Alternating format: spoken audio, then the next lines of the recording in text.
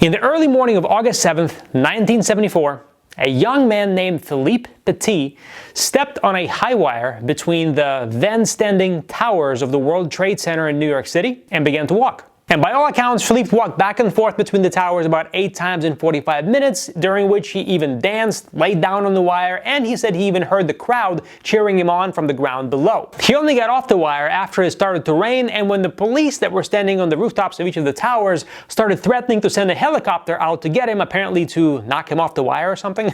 Anyway, even though Philippe broke about a dozen laws relating to trespassing and breaking and entering, apparently everybody was so impressed by what he did that the judge didn't even sentence him to anything except to do another street performance of a high wire walk in Central Park, and last I heard, Philippe still lives in New York City to this day. The reason I tell you the story is because many guitar players unfortunately face the same sort of a challenge that a high wire artist faces, and that is they leave for themselves a very narrow margin for error without realizing it. Here's what I mean. Let's say you're practicing a Stairway to Heaven solo at home, and you're able to play it reasonably well, but you can only play it when you're in your bedroom, when you're perfectly warmed up, when you've got perfect tone coming out of your amp, when your temperature in the room is perfect. But the moment you step out of those ideal conditions and you have to play this in front of your friends, or you have to play this on stage, or you have to play this in front of a camera, or you have to play this in the recording studio, or in any other situation that you didn't specifically practice for, it usually all falls apart, your playing becomes inconsistent,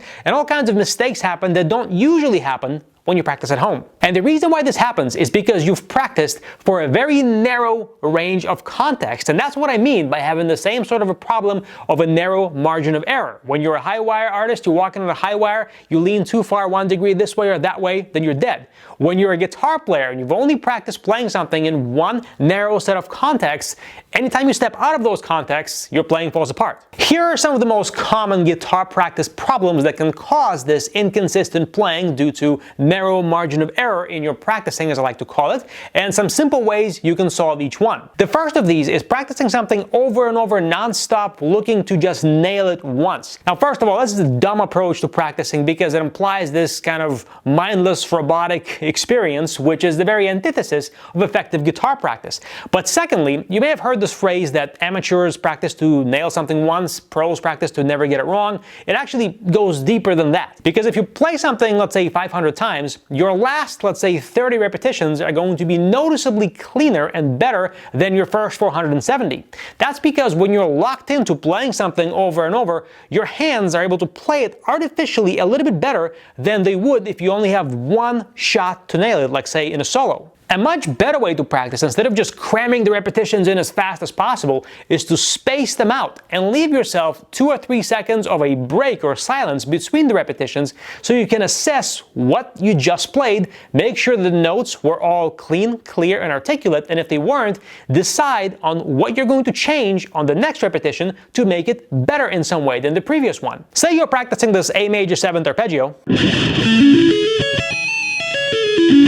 You play it once, and you then listen or play it back in your mind what the notes were, and confirm that you played them cleanly with flawless synchronization and articulation, and that you could actually feel every note under your fingers of the fretting hand being struck by the pick in the picking hand. If the answer is yes, you could really feel and hear all that, wonderful. Play it again then, and reinforce that flawless technique in your muscle memory. But if the answer is no, or you have no idea because it was too fast, then try it again and focus on listening more intently, or slow it down, or whatever the case may be.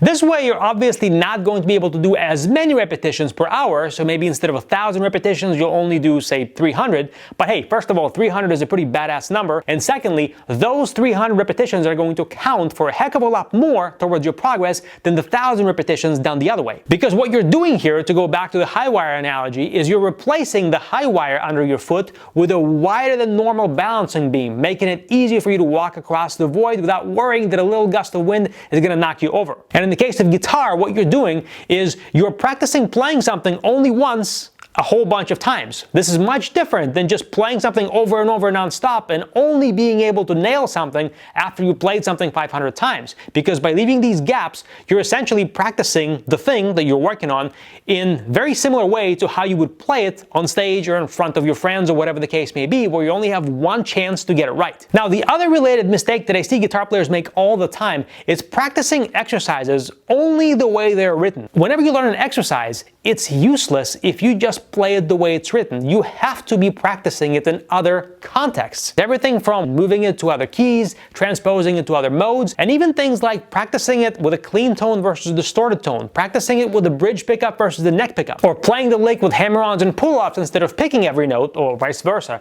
or bending into every note, or sliding into every note just for fun, just so you practice playing the lick in a wider variety of contexts. Again, you're replacing that high wire with a wide balancing beam to give yourself a greater margin of error because you're way more comfortable playing this lick in all kinds of ways and not just in the singular, narrow way that somebody happened to write out in a piece of tab. Another closely related mistake to the last one is only shooting for vertical progress with the thing you're practicing. This is where you basically only measure success in a higher metronome BPM. If the metronome number is going up, you feel like you're improving. But if the metronome tempo stays the same for even 2 days in a row, then you feel like you're stagnating. That's the wrong attitude to have. It's much wiser to challenge yourself to make some horizontal progress at each speed plateau you hit. For example, this can mean playing the lick unplugged and making sure that you can hit the notes harder with greater pick attack while keeping this hand relaxed, or combining the thing you're practicing with other licks you already know at the same tempo, making sure you can do that cleanly and consistently, or